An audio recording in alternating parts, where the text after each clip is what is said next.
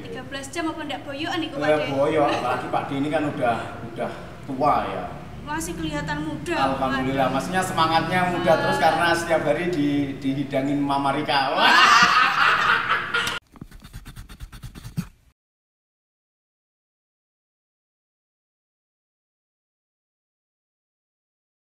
Halo, selamat siang Sobat Ratu semuanya. Apa kabar nih siang hari ini? Kali ini kita ketemu lagi di program Unboxing. Kali ini bareng saya, Dia Ayu.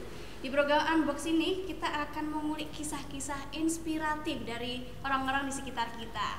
Dan kali ini Dia Ayu punya tamu yang spesial banget nih, yang lagi viral. Siapa lagi kalau bukan Chef Danco. Ya, Pak Danco, assalamualaikum semua pemirsa Radar TV dan ex garangan di seluruh Indonesia dan yang tercecer di seluruh dunia. Waduh, luar biasa. Aduh. Nih Pak De, pripun kabar ya? Alhamdulillah, waras, seger waras. Ini saya panggilnya Chef Danco apa Pak De Danco? Pak De Danco. Oh Pak De. Siap Pak De Danco. Aduh, ini Pak De udah berapa lama di Tulungagung ini? Terhitung sudah 6 hari. Seminggu ya berarti Pak? Iya, seminggu dan udaranya sangat cocok sekali. Cocok sekali. Di West Virginia, di Amerika saat ini lagi summer. Di Tulungagung juga summer. Ada bedanya dikit Mbak. Apa ya. itu bedanya? Kalau di West Virginia itu summer panas, tapi ada isisnya. Isis dingin-dingin gitu loh ya. Kalau di Tulungagung ini ongkep. Panas tapi rata angin ya Pak? Iya, kayak ngulek gitu. Kemarin gimana Pak perjalanannya? Dari Amerika ke sini, aduh. Itu melelahkan sekali. Melelahkan ya. Ya ini Pak De cerita sedikit. Gimana Pak De? Karena di dalam Amerika sendiri Pak De kemarin harus terbang satu stop. Ada satu transit dari North Carolina ke Texas. Itu di sana itu udah oke guys. Jadi di sana itu COVID-nya udah terkendali. Alhamdulillah ya Pak. Jadi udah ada pakai masker, terus udah ada protokol. Tetapi di sana itu untuk yang penerbangan domestik dan internasional itu harus pakai vaksin, 2 vaksin dan 1 booster. Itu udah bebas. Bebas pokok sudah vaksin ya. Vaksin dan 1 booster. Itu udah bebas mau ngapain tanpa masker. Nah, yang paling lama itu penerbangan dari Texas ke Narita, Tokyo. 13 jam, Mbak. Waduh. Untuk Pak De bawa antimo gitu. Bawa antimo 3 jadi Benda mabuk ya Pak De. Ya enggak mabuk gitu loh. Aduh. Melelahkan. Melelahkan ya 13 jam apa ndak boyoan iku Pak Ya De? boyo, apalagi Pak De ini kan udah tua ya. Masih kelihatan muda. Alhamdulillah, maksudnya semangatnya muda terus karena setiap hari dihidangin Mama Rika. Aduh. Sekarang ya ini. Terus dari Narita ke Jakarta ke Surabaya, totalnya itu plus layovernya sekitar 35 jam. Aduh. Mantap itu. Mantap. Boyok kerasa ya Pak? Kerasa boyok, terus bener yang terasa tuh boyok sama dengkul ini loh, sama lutut ini kan tempatnya kan tidak begitu luas itu. Pak De turun itu udah capek sekali Mbak Tia. Tapi alhamdulillah udah selamat sampai di rumah. Katanya dari Surabaya jalan kaki. Iya, ceritanya Pak De piye? Itu tuh sebenarnya ya waktu Pak De mendarat di Surabaya itu udah ada yang menjemput itu adminnya Pak De sama keluarga. Terus pas nyampe di base campnya Chef Danco yang di Tulungagung itu kita mau mengabarkan ke seluruh ex garangan kita udah nyampe. Akhirnya kita buat sitcom agak komedi gitu. Mata nih jarang jemput nih bandara, lali Pak anu. Waduh. Itu sebenarnya hanya untuk ini apa istilahnya kita bikin agak kocak-kocakan itu. Iya, seru-seru malah Pak. Sampai sempor ya Pak. Sampai gemper. Aduh. Ini Pak De. Ini Pak De ki aslinya jenenge siapa sih? Sebenarnya banyak yang memanggil. Kalau di Amerika itu Pak De terkenalnya dengan Ricky Bobby. Ricky Bobby ya. Ya, jadi Pak De itu ini Mbak punya TikTok yang kebetulan agak viral, namanya Ricky Bobby Chef. Jadi orang di sana itu orang bule-bule itu manggilnya Ricky Bobby Chef. Nah kalau yang kesini ini ada yang manggil Pak De Danco, ada yang Chef Danco, terus akhirnya itu nama resminya Pak De Danco. Nah kenapa kok bisa dipanggil Pak De Danco itu loh? Kan unik ya. Nah itu ada sejarahnya juga. Jadi pertama-tama waktu Pak D ngupload video yang masak di grill, yang kita masak di depannya customer langsung itu, Pak D belum menyebut diri sebagai chef Danco, tapi karena stylenya Pak D itu kotor, terus kalau ngasih nasi itu kita lempar, kita apa gitu. Barbar gitu ya Pak? Barbar lah, akhirnya Pak D ini kayak chef gila gitu loh, artinya tidak seperti chef kebanyakan ya, karena di Amerika itu ribuan chef, Mbak Tia. Jadi Pak D ini akhirnya menamakan chef Danco yang bermakna bahwa Pak D itu bukan chef profesional. Ya, jadi Pak D itu chef yang asal-asalan akhirnya itu. Terus itu yang pertama, yang kedua itu Pak D punya pemikiran karena ini nanti akan kita upload di YouTube. Kira-kira kata apa ya yang belum masuk di YouTube gitu loh. Kalau chef hebat, tahu great chef apa itu udah ada semua. Biasa ya, mainstream ya. Udah mainstream. Nah kok ya kepikiran itu loh. Saya dari Jawa Timur terus ya boleh Pak Chef Danco aja. Ternyata hashtag Chef Danco saat itu sebelum Pak D upload, kalau kita masukkan ke Google ataupun di YouTube belum ada. Kita masukkan Chef Danco itu like zero result, dia bilang kayak hasilnya itu udah ada. Gua masukin Pak. Jangan masuk tenang. Nah dan nama Chef Danco itu Pak D juga menyadari beberapa orang masih menerimanya sebagai konotasi negatif kan gitu. Tetapi di sini saya kabarkan ke seluruh Garangan bahwa Chef Danco itu maknanya bukan makna yang negatif, itu untuk sebutan Pak D yang masaknya itu memang amburadul gitu loh. Dan itu jadi pembicaraan, apa sih namanya kok Chef Danco? Terus komentar dari subscriber Pak D setelah lihat video, oh ternyata aja nggak teli gitu. Ini memang Danco ini memang saya bikin meso-meso, masak kotor, sego dibuangi, mie diuncal-uncalno, ya itu akhirnya ya itulah yang melekat pada Ricky Babi Chef, sehingga yang di Indonesia itu teman-teman ex Garangan menyebut Chef Danco. Dan itu sejarahnya begitu. Jadi itu ya Sobat Ratu, sejarah dari Chef Danco. Kalau yang ex Garangan itu apa sih Pak? Mungkin ada yang belum tahu. Itu lucu. Itu gimana? Jadi setelah Pak D mendapat subscriber sekitar 80.000, itu banyak subscriber itu yang komen-komen, ini Pak D bikin fans club dan sebagainya. Terus saat itu banyak yang mengusulkan itu karena Pak D itu orangnya doboli. Gimana kalau kalau fan-fannya kita sebut dobolers? Oh sempat ada. Sempat dobolers. Sempat dobolers. Nah, seminggu kemudian saya masih menunggu muncul Garangan. Ya terus gua bilang, kalau Garangan itu maknanya kayak apa istilahnya negatif banget itu, karena Garangan ini kalau di orang Jawa itu kayak urekul. Urekul itu seorang laki-laki yang biar perempuan. even Garangan itu juga seperti itu, laki-laki yang playboy lah istilahnya. Akhirnya karena yang subscribernya Pak D ini itu orang baik-baik semua, makanya saya tambahin X. X Garangan, berarti itu orang-orang yang sudah tobat. Jadi kita sebut ex Garangan, kita deklarasikan sehingga setiap saat Pak D upload video itu saya mesti menyapa fan Pak D itu, halo ex Garangan, how are you? Gitu ceritanya itu begitu. Mungkin mau disapa dulu ex Garangan di luar sana. Ini ada Mas ex Garangan, Mbak Garangan Mati yang di. Garangan Mati ada juga. Ada ex Garangan dan Garangan Mati. Okay. Ini Pak D udah nyampe di Indonesia dengan selamat. Ini Pak D mengaturkan appreciate, thank you sekali ya menyupport Pak D terus. Subscribe-nya udah 230.000. Luar biasa. Terus ini Mbak Dia, Instagram itu waktu Pak D pulang, itu seminggu yang lalu ya, itu masih 57.000. Dalam 6 hari sekarang udah 84.000. Waduh, naik berapa ribu itu Pak? Banyak. 25.000 selama Pak D di rumah. Ini Instagram loh ya. Itu Pak D juga nggak tahu kenapa, pokoknya saya aturkan benar-benar ya appreciate kepada yang nyupport Pak D ya, mantap itu. Luar biasa. Saya termasuk salah satu dari mereka. Garangan Mati. Garangan Mati. Enggak ya, tapi persentase antara Garangan dan Garangan Mati itu memang jauh. Kalau lihat yang di YouTube itu Garangannya itu sekitar 89%. Garangan Mati itu cuma sisanya 11%. Jadi oke lah terus. Saya termasuk sisanya sama ya. Sama termasuk sisanya. Makanya cantik sendiri. Ayu dewe. Ayu dewe. Ini lepas dewe. Oke Pak D. Ini kalau boleh tahu gimana sih Pak? Awal mula kok bisa kerja di Amerika?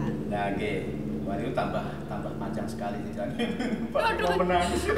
Sedih ya Pak De. Tapi jangan nangis di sini. Oke. Ya jadi ini kalau orang Inggris bilang itu long time ago guys. Jadi tahun 2003 itu Pak D dapat visa ke Amerika. Tapi sebelumnya itu ya aduh parah Mbak dia. Pak D itu pernah jadi guru STM di Gresik. Itu salam buat murid-murid Pak D dulu ya, STM YPI Darussalam Gresik. Guru apa itu Pak? Guru teknik mesin. Waduh. Pak D ini engineering. Kok bisa nyasar? Jauh loh Pak Ya itu. itu 3 tahun jadi guru, terus 2 tahun itu Pak D menyeles bahan-bahan bangunan di wilayah Blitar, Giri, Gunung Agung, Galek, Nganjuk, Ponorogo, Madiun. Itu udah areanya Pak D. Jadi kalau Mbak Dia nanya desa mana, insya Allah hafal Pak D.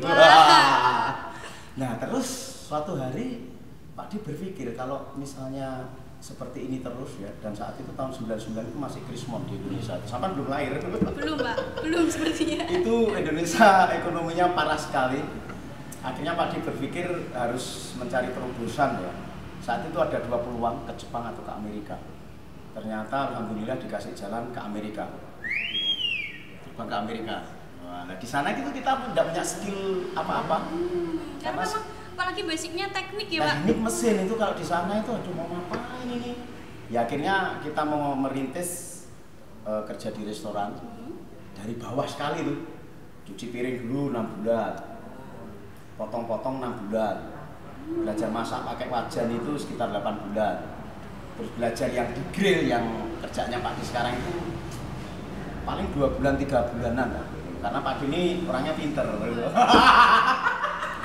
Agak pinter maksudnya. Enggak, ini cepet nyambung Pak Di, cepet nyambung itu diajari gini-gini jadi sampai sekarang ini. Jadi memang ya ada basic ya Pak awalnya jadi chef. Sama sekali, zero basic sama sekali. Kita semua belajar dari sana guys.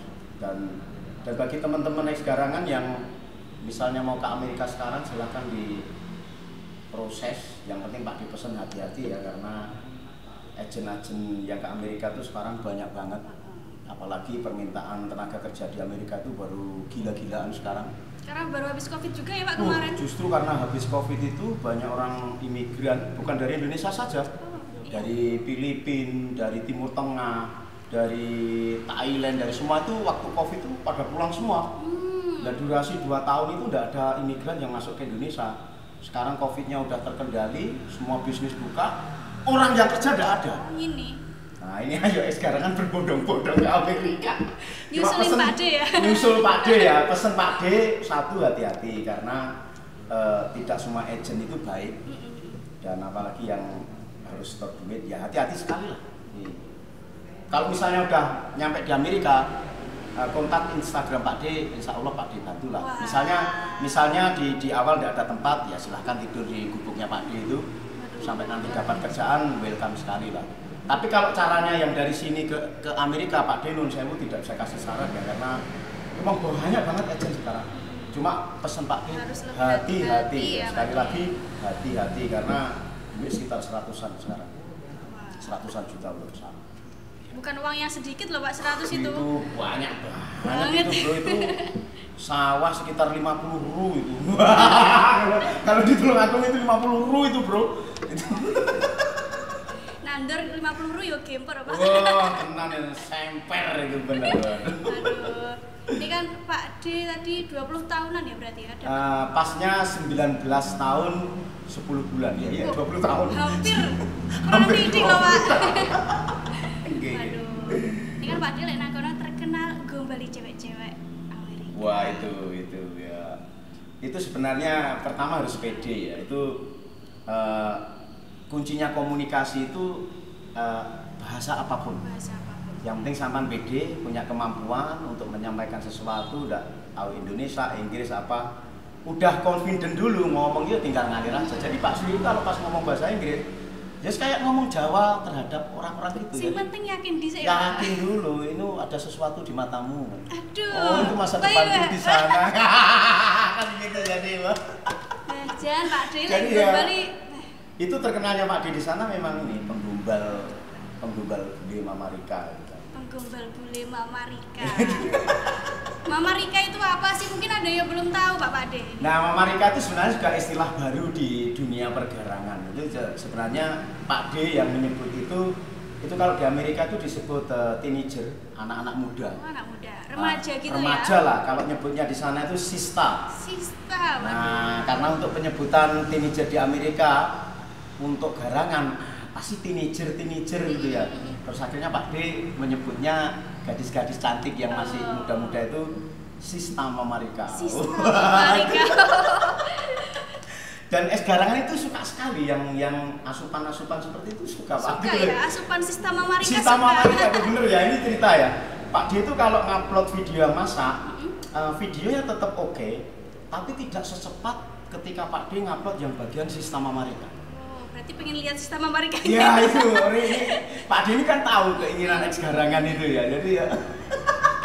Nah, apalagi yang kalau sista Mama Rika terus thumbnailnya atau intro videonya itu yang ranum itu ya.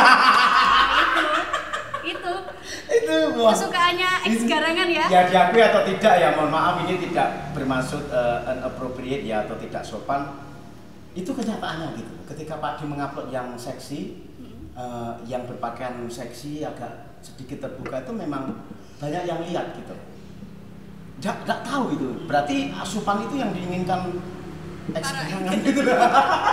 Ternyata kesukaan ex garangan kayaknya adalah yang begitu. seperti Jadi itu ya. Ya kalau Pak D sama ex garangan kan udah sefrekuensi lah. Bestie lah ya Pak D.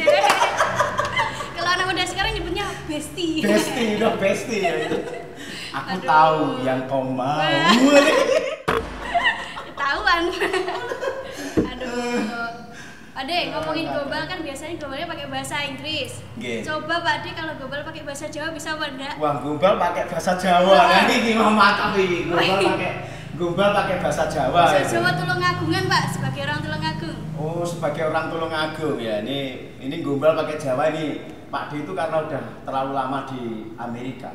Masih berdamage apa enggak? Mau menggombal bahasa Jawa sama bahasa Indonesia malah mikir. Oh, mikir. Contohnya gini. Challenging sekali berarti, Pak. Iki mau dino apa sih? Iki mau dinone Kamis, Pak. Dino Kamis apa Rebo? Kamis. Ya. Kamis. Dino iki kowe ayu banget.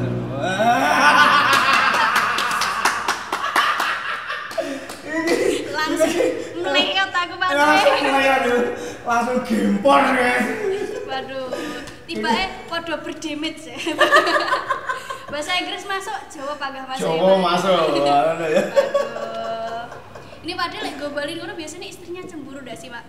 Nah, itu jadi hari apa itu malah Bu Danjo itu cerita ini loh Mas, teman-teman guru-guru sama teman-teman Pak Jiro itu SMS aku itu Pak D kayak gitu tuh sama apa ada korban perasaan. Waduh, tapi untungnya jadi Bu Danjo itu waktu kuliah dulu jurusan seni tari. Waduh. Dia tuh memang udah orang panggung gitu. Jadi beliau tuh menyadari bahwa itu ya konten lah lewat aja. Ya malah dia bilang itu kayak si Denny Cagur, Andri Taulani. Nah, itu apa istrinya marah? Enggak, duitnya semua diburukkan ke istrinya. Paling tetap mengalir ya. Mengalir gitu ya. Jadi stilunya itu panggung semata untuk konten ya. Kan tadi sekitar 20 tahun, 19 hampir 19 10 bulan. Waduh, kurang didik ya. Kurang 20 tahun. Kurang didik. Selama 20 tahun ini Bu Danjo pernah diajak ke Amerika apa enggak, Pak De? Sudah saya usahakan 3 kali bahkan waktu anak saya masih kecil itu Bude bawa ayo ke sini terus kebetulan Bude itu udah pegawai negeri terus merawat orang tua. Jadi saat itu ditunda. 5 tahun kemudian saya tawarin lagi, anak saya yang semangat, masih SMP anak saya saat itu. Pak, aku pengen ke Amerika, oke sekarang prepare everything, kursus apa dan sebagainya. Nah, di tengah persiapan kursus, di SMP kelas 3 itu, dapat cewek. Waduh, ini enggak jadi lagi. Nah, berubah pikiran. Berubah pikiran, aduh. Dia bilang, Bapak berubah pikiran, kenapa? Enggak, Pak, aku nemen ibu aja di rumah kalau saya. Pak diselidiki ternyata wah ini enggak apa-apa lah. Enggak apa-apa ya. Sekarang udah Pak diusahain untuk ke sana, ternyata istri saya bilang kalau sudah cukup ya pulang. Berarti memang belum sempat ke sana ya, Pak? Belum, ya insya Allah nanti ini diusahakan bisa ke sana biar tahu apa situasi Amerika biar ketemu sistem Amerika. Aduh Pak De, itu kalau pulang berapa tahun sekali sih biasanya? Biasanya 3 atau 4 tahun sekali. Sebenarnya Pak D itu tahun 2018 kan udah pulang. Terus tahun 2020 mau pulang, Covid datang. 2021 mau pulang, Covid Amerika parah. Bahkan yang mati itu 12 juta something. Itu tahun 2021. Nah ternyata terus Pak D beli tiket yang tahun ini, alhamdulillah nyampe di Tulungagung sekarang gitu. Karena Covid-nya udah terkendali, udah aman lah, alhamdulillah. Biasanya kan kalau pulang 3-4 tahun sekali ya Pak. Nah kalau kangen istrinya gimana itu Pak? Ya istilahnya ini mungkin mewakili laki-laki yang merantau ya. Sebenarnya kangen itu tiap hari. Ke anak, ke istri, ke keluarga itu. Ya tapi karena kita niatnya keluar negeri udah kayak perang buat dia. Misalnya udah kayak perang, contoh di luar negeri itu kalau mau pulang, oh gua besok mau pulang kan harus beli tiket dulu, prepare ini, ada uang sanggunya apa enggak ya. Jadi kalau udah kita niati keluar negeri itu memang sudah ada pilihan. Lu ibumu sakit, tidak bisa megang tangannya, tidak bisa ngantar kemana-mana, akhirnya cuma sedih. Di sana kerjaan capek, belum kalau ada masalah itu harus kita hadapi. Jadi ya kalau kangen ya ditahan. Ya tapi kan tiap hari sekarang itu udah zaman modern.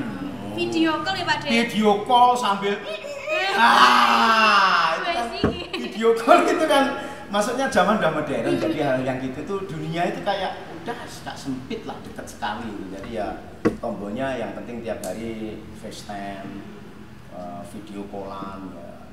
Untuk mengobati rasa kangen ya. Sama anak saya juga tiap hari. Pak De, kalau ngomongin kerja ya Pak De. Yeah. Pak De itu sehari itu kerja berapa jam sih? Nah ini kalau di Amerika itu law-nya mereka, rule-nya mereka itu 8 hari kerja itu. 8 hari? Satu hari itu 8 jam kerja, atau aturan di sana itu 1 minggu itu 40 jam. 1 minggu 40 Jadi jam. kadang-kadang ada orang yang kerja 1 hari 16 jam, besok 16 jam, terus besok 4 jam. Itu udah terhitung minimum 1 minggu. Jadi di sana aturannya itu seminggu 40 jam. Kalau lebih dari 40 jam, itu company-nya harus bayar overtime. Lembur 1 gitu kali ya? setengah. 1 kali setengah gaji minimumnya di sana. Kalau Pak De sendiri ya? Nah, kalau Pak D ini atau dengan teman-teman es garangan yang dari Indonesia, kalau di sana itu kebanyakan kita deal dengan company-nya itu atau deal dengan restoran itu gaji salary. Jadi di sini ada kerjaan sebulan berapa, kita nanyanya begitu. Karena kalau di Amerika itu untuk chef, untuk orang-orang yang kerja di restoran, itu kalau gaji sebulan itu udah termasuk rumah tidak bayar, listrik tidak bayar, air tidak bayar, everything itu tidak bayar. Jadi gaji 1 bulan udah termasuk itu semua. Jadi yang bayar perusahaan ya Yang Mas? bayar company-nya. Nah, enaknya di situ. Jadi rata-rata imigran itu bulanan gitu. Tapi cuma Sampai makan pun, makan itu 3 hari ya di restoran. Pulang udah kenyang. pulangnya. Jadi duit gaji itu kirim semua ke Indonesia. Aduh Pak De, kalau misalnya kerja sehari 10 jam ya Pak De, Yeah.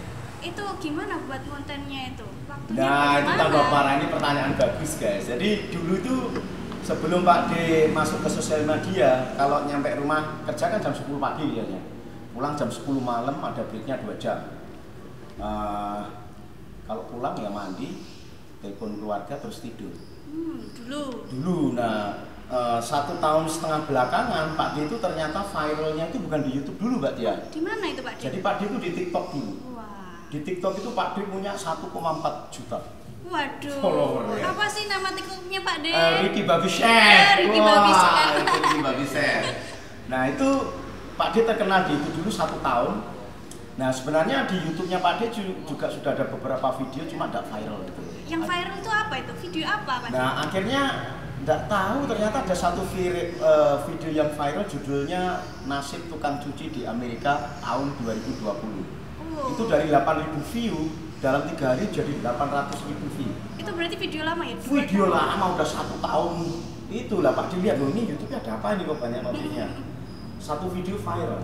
Mulai hari itu Pak D menata diri, wah ini kayaknya harus dikontenin ini, semua masak, terus akhirnya masak, terus mulutnya Pak D kan lecek, akhirnya bisa merayu, menggumbali, terus kadang-kadang cerita apa gitu loh. Itu ada sejarahnya kenapa Pak D itu ngomongnya selancar ini ya. Gimana itu Pak D? Nah, ceritanya Mas, bukunya Mas, tolong Mas. Mas belum? Bukunya Mas. Jadi ini untuk pesan ke seluruh ex-garangan juga ya, Pak D ini bacaannya kayak gini guys. Apa itu Pak D? Buku apa kalau boleh tahu? Ini Dale Carnegie, judulnya Sukses Berkomunikasi. Wah ini endorse ini. Jadi ini guys, Dale Carnegie ini buku ini bagus sekali karena menjelaskan secara rinci bagaimana kita percaya diri, bagaimana kita ngomong ke orang dari orang yang kecil, orang yang dewasa, orang yang pokoknya buku ini mengajarkan tentang berkomunikasi guys. Wah. Nah, makanya Pak Dini ngomongnya lancar. Ya. Yang kedua apa yang itu Pak kedua D? judulnya Seni Berbicara Kepada Siapa Saja, Kapan Saja, Di Mana Saja. Larry King ini orang terkenal ini. Ini orang terkenal ini guys. Silakan dicari di Gramedia banyak ini. Jadi seni berbicara. Wah. Satu lagi, komunikasi itu ada seninya. Nah ini tolong dibeli juga kalau kepengen ngomong lancar dengan Pak D. Yang satu ini bagaimana berpikir untuk menjadi orang kaya, tidak usah, tidak masuk. Ini dia Pak D saja. Yang ini rahasianya Pak D. Jangan ini. Yang bicarain tadi dicari di Gramedia. Nah yang terakhir, supaya kita itu pede untuk ngomong. Pripun Pak D? Nah ini Pak D itu punya seseorang. Rumahnya sini Mas, suku anyar di situ. Itu namanya Mbak Juga. Itu sesepuhnya Pak D itu yang memasang susuk laker di lidahnya Pak D. Malah iso deremi ngono ya. Ngomong aja itu ngalir itu di lidahnya Pak D ini ada susuk laker. Bercanda guys, bercanda ini cuma selingan ya, ini tidak serius ya. Tapi yang 3 buku ini kalau teman-teman mau beli silahkan di Gramedia ya. Semuanya bagus, seni berkomunikasi, seni berbicara, komunikasi itu ada seninya. Silakan di. Ternyata Pak D suka membaca ya. Ilmu itu sekarang kalau apa ya istilahnya jalan yang paling gampang yang membaca dan googling. Itu ilmu itu paling gampang gitu ya. Pantesan Pak D kalau ngomongnya.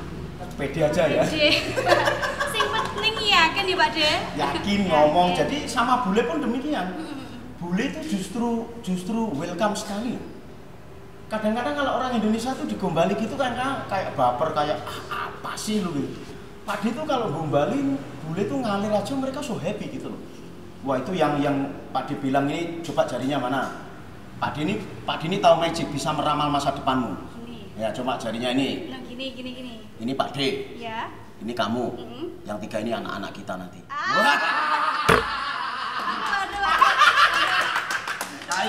Nah itu kan apa? Guyon ya Pak D. Guyon, Mas ini bisa langsung ke rumah Pak D. Wah ini kebakaran ini nanti masuk itu. Bahaya. Nah, jadi yang begitu itu kan kalau di sana kan kita harus ngolah pakai bahasa Inggris. Terus akhirnya Pak D mencari simple English conversation karena video yang Pak D itu cuma 15 detik apa gitu. Jadi ya I can read your future. Give me your finger, honey.